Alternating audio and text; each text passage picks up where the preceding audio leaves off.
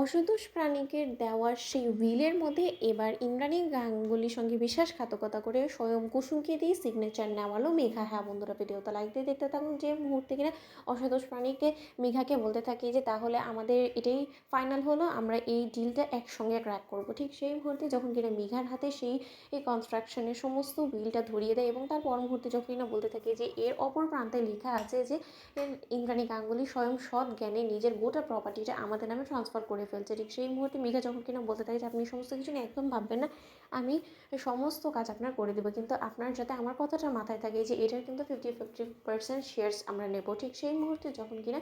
মেঘা গাঙ্গুলি হাউসে যাওয়া মাত্র যখন কিনা বলতে থাকে যে ইন্দ্রাণী গাঙ্গুলির খুব বেশি কাছের এবং বিশ্বস্ত লোক ওই কুসুম সরকার, তাহলে কুসুম সরকারকে দিয়ে ইন্দ্রাণী গাঙ্গুলি সর্বনাশটা করাই। ঠিক সেই মুহূর্তে যখন কিনা মেঘা বলতে থাকে যে কুসুম,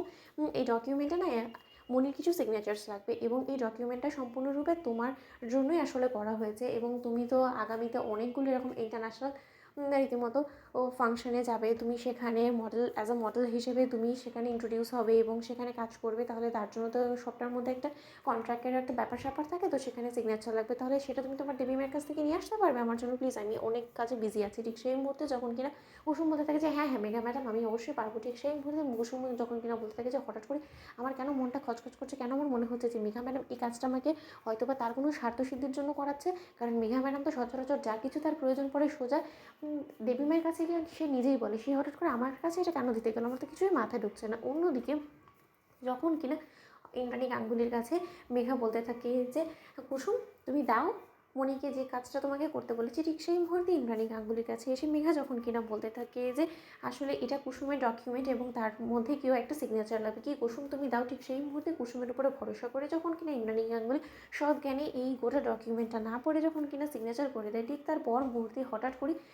মেঘা যখন আনন্দে আত্মহারা হয়ে যায় এবং তার পর মুহূর্তে মেঘা যখন কিনা অসন্তোষ প্রাণিকের কাছে আড়ালে গিয়ে বলতে থাকে যে কাজ হয়ে গিয়েছে, এবার শুধু আপনার কাছে ডকুমেন্টগুলো হ্যান্ড ওভার করার পালা। অন্যদিকে কুসুম যখন কিনা বলতে থাকে যে দেবী মা আপনি যে ডকুমেন্টগুলোতে সিগনেচার করেছেন একবার অন্তত আপনার নিজের পড়া উচিত ছিল, আমার অন্তত মনে হয়। ঠিক সেই মুহূর্তে ইন্দ্রাণী গাঙ্গুলি যখন বলতে থাকে যে হ্যাঁ কুসুম তুমি অবশ্যই ঠিক কথাই বলেছো যে না পড়ে কোথাও সিগনেচার আর করাটা আসলে উচিত হয় না, কিন্তু তার সত্ত্বেও আমি মেঘাকে এবং তোমাকে সম্পূর্ণরূপে বিশ্বাস করি। ঠিক সেই মুহূর্তে যখন কিনা মেঘা এসে বলতে থাকে যে মনি